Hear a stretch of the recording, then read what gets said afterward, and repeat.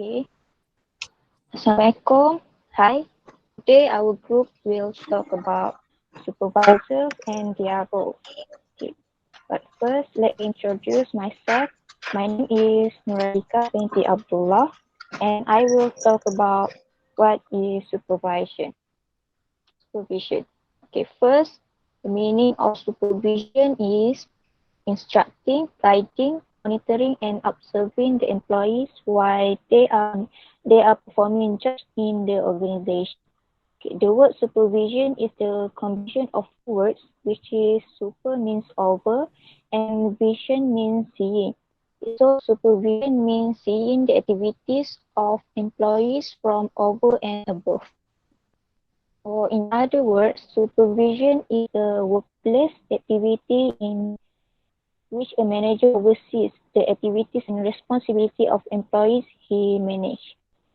It is an important job function for managers at all levels throughout the company.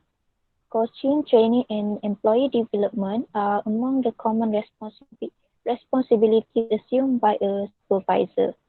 Besides that, supervision is a process that involves a manager meeting regularly and interacting with workers to review their work.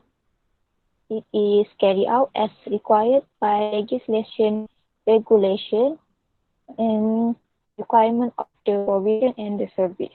The purpose is to monitor tasks and workload, solve problems, support workers in dealing with complex situations and moral and ethical dilemmas, and to promote staff development.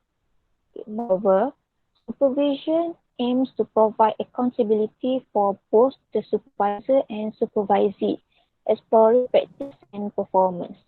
It also enhance and provide additional evidence for annual performance management and review. Besides that, supervision has a particular focus on developing the supervisee in a way is centered on achieving better outcomes for people who use services and their careers. Okay. Besides that, there are several interpretations of the term supervision, but it is typically the activity carried out by supervisors to oversee the productivity and progress of employees who report to them. For example, first level supervisors supervise entry level employees. Depending on the size of the organization, middle managers would supervise first level supervisors, while chief executive supervise middle managers, and so on. Lastly, supervision is a management activity and supervisor have a management role in the organization. Next, I will pass to my friend Sophia to talk about what supervisor do. Thank you. Okay, thank you, Nur Atika. Okay, good morning, everyone. My name is Izzati Sofia. So today, my purpose here to share about what do supervisor do. All supervisor, even if you are not a supervisor, you are likely to have plan when, where, and how to get your work assignment done. The obvious reason is because of a linear concept organization whereby manager have a wider span of control as many middle and upper level management positions have been eliminated. Supervisor will play a bigger role in the total management team. Supervisor should plan. First, planning establish coordinate effort. Second, planning reduce uncertainty by forcing manager to look ahead and anticipate change, consider the impact of change and develop right manager. Third, reduce overlapping and wasteful activity. Four, planning establish the goals or standard that facilitate control. After that, we continue with strategy management process. First, identify the organization current mission, goals and strategy, doing an internal analysis, such as, for example, like in location where it operation. Third, doing an internal analysis, example, an organization resource are it asset, financial, physical, human, and intangible. Besides that, manager have strategy, weapons, do supervisor have. First, customer service. Second, employer skill and loyalty. Third, innovation. Four, quality. Five, social, and six, big data or digital tools. Um, Lastly, supervisor today have the following roles to play. First, communicator. Third, first communicator. Second, motivator. Third, empower. Four, role model. Five, coach and mentor. Kila, you can explain about communicator. Thank you. Okay, thank you Izati. So next I will explain about communicator. Okay, communicator. So do you all know what a communicator is? No. No. Okay. Communicator is an individual who is able to convey or exchange knowledge, news, or ideas, particularly an eloquent or qualified person. In short, someone who communicates, but everyone communicate for better or for worse. Yet we don't call everyone a communicator. Do we call everyone communicator? Do we? Yes. Yes. Maybe we should. Communicator is slang for all those individuals in staff roles in large businesses who carry their talent and ability to interact to the businesses that hire them. They are author of speeches, publishers, editors, designers, creators, managers of blog, technician, photographer, and a member of public relation. But I am going to a bigger point, which is before becoming an effective communicator by learning to communicate confidently and building effective two-way communication system with team members, there are several responsibility or ethical for a communicator. Okay, the first one is egalitarian. The word egalitarian comes from the root of equal. To be egalitarian is to believe in fundamental equality, that the advantage and burden of a community should be shared equally by a society. This implies that everyone is entitled to the same respect, aspiration, access to information, and incentive of group participation.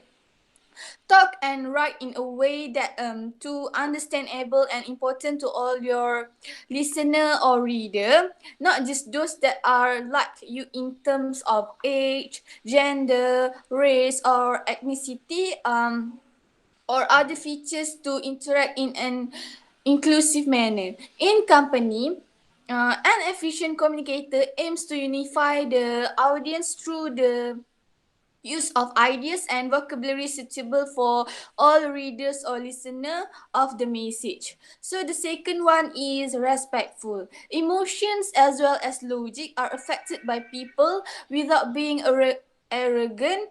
The ethical communicator will be impassionate and passionate. It is commonly considered that losing one's temper and becoming disrespectful indicates a lack of integrity and may also have a legal repercussions for you and your employee. When you strongly disagree with a coworker, feel profoundly irritated with a difficult customer, or find serious faults with the product of a competitor, it is necessary to express such feelings with a respect for the customer. So the third one is trustworthy. In communication, trust is a key component that, and this is particularly true in business. As a communicator, your aim is to establish a positive relationship with your audience, and to do that you have to show them how they can trust you, and why is it credible to share the information you are about to share with them. When you comprehend it, your audience will expect that you say is the truth. So this means that to clearly prove your points, you have not purposely omitted, removed, or taken facts out of context. They are going to listen to what you are doing and how you are doing it, but also to what you are not saying or doing. For an audience, being deserving of trust is something you win. Many wise individuals have found that trust is difficult to create but easy to lose. So, last but not least is the golden rule. Consider the golden rule when in doubt, which is to treat others the way you would like to be treated. In all its many manifestation, through cultures, language, identities, and interests, the golden rules combine human kindness, solidarity, and reciprocity. Remember how you will feel if you were on the receiving end of your conversation, and behave accordingly regardless of where you go, what you communicate with, or what your audience is like. So, this is the ethical before you being a good communicator. So next I will pass to my friend to explain more the point. Thank you. Okay, thank you, Akila. My name is Nafatiha binti Mu'tazafuddin, and I will show you about the motivator. Motivating employees through mutual rewards, which involves working employees to achieve a fair of exchange of recognition and rewards for employees' efforts and commitment to their works and organization. That means the supervisor give their employees some motivation by giving some reward after their employees achieve their goals or have done their works well. So, to appreciate their hard work, supervisor can provide some rewards commensurate with their efforts. From genre of personality and social psychology, people who receive immediate or frequent rewards for completing small tasks reported more interest and more enjoyment in their works compared with people who receive delayed rewards. This means this reward can make the employee more motivated to work more hard. For example, when the employee achieves their goals or have done their works well, a supervisor can give some reward to them, like give a bonus 1 month salary, Joe party, office BBQ, give some ticket to go holiday or else. And also, supervisor can link the rewards to the employee's performance. It's because in order for rewards to have the most impact on influencing employees' performance, they must be directly linked to the desired behavior. Type praise, recognition, cash rewards, and non-cash reward to the specific result. When the employees understand the connection between their rewards and their performance, they will be motivated to perform optimally in the future. After this, supervisor also need to ensure that employees view the rewards as worth the efforts. Supervisor should value employees' input and select the rewards accordingly. So, employees who see the rewards as worth the effort will be more motivated to work hard to obtain them. So, the role of supervisor in improving the performance and motivation of employees in the job is very important. One way to increase the motivation in employee is giving them any reward so that they can improve their performance. Therefore, the supervisor um, need to play his role well so that employees are more motivated to improve their performance and work hard after day. Okay, that's all. Thank you from me, and I will pass to Ernie. Ernie, can you share more about your part? Thank you. Thank you, Fatihah. Okay, my name is Noerni Syahada binti Muhammad Zain. Here, I'm going to share about the empower. Okay, empower can describe as giving employees a certain degree of responsibility for decision making and allowing them to have a voice. Before that, if you want to manage other people, the first thing that you need to understand is that your success is depend on their success. So the more you empower your employees, the more they will grow and thrive. Okay, now I'm going to tell about three specific ways to empower your employees. The first is listen intently. This is important to listen to your employees and try to understand their struggle and concern. This will allow them to trust you and like they have a voice. Second is a price effort. Don't focus on their talent, but please focus on their effort.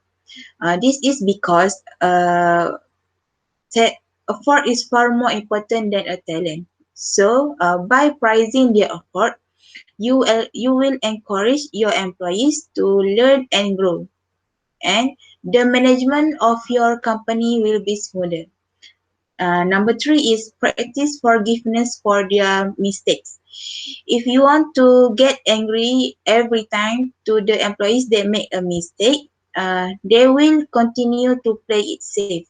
So the purpose of employee empowerment will allowing them to feel confident and courageous enough to take risks and make their own decision. Okay. Moreover, I'm going to tell about the importance of empowering. The first is it allows to give employees to be more responsibility that which is can create the value for your company. Next is have framework of employees.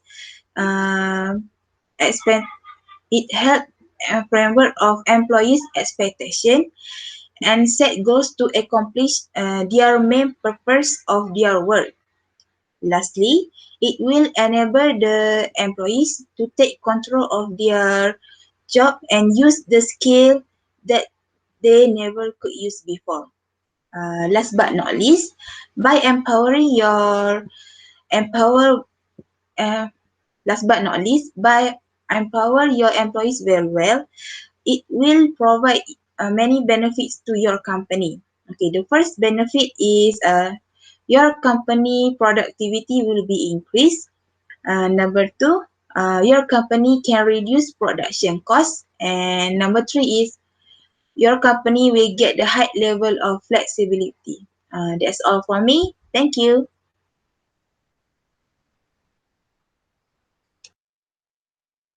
Ini, my name is Nur Atifa. I want to talk about role models. For your information, a role model is a living and modeling the company vision so the employers see the connection between their day-to-day work activities and their contributables, their effort made to company goals and learns societal goals.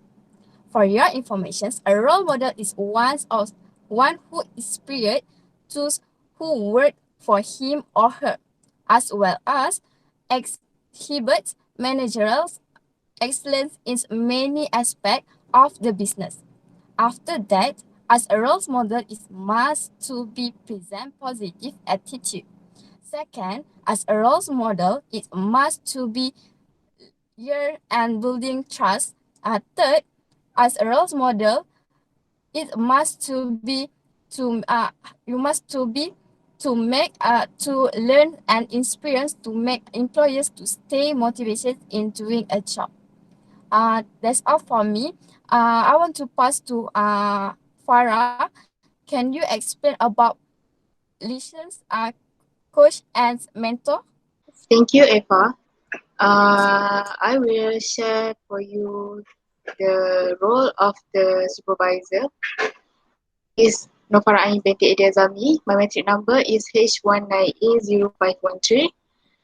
Okay. The last role of the supervisor is that is liaison to the boss and employees. The supervisor will connect the information or instruction given by the boss to the employee, and the supervisor will always convey matters relate to the employee's problem to the boss. A supervisor is also a liaison of communication between people or groups who work together. For example, a government employee business liaison working as a member of a business development team will act as a key point of contact for new and existing business. They can provide referral to business financing, licensing, and real estate experts. The supervisor also act as a coach. Coaching supervision focus on the development of trainee skills by offering wider opportunity and support and development. Construction supervision create safe environment for trainees to share their success and failure in becoming proficient in the way they work with their client. For example, supervisor can help employees identify the skills they need to achieve. Employees identify the skills they need to achieve long-term goals and what project they can implement to development skill gradually. The supervisor is also a mentor who is someone who offers his knowledge, wisdom, and advice to someone who is less experienced.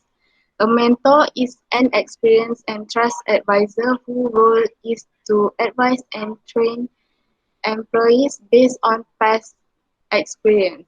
For example, like mentor help college achieve their long-term education, professional, and personal goals. That's all for me. Thank you.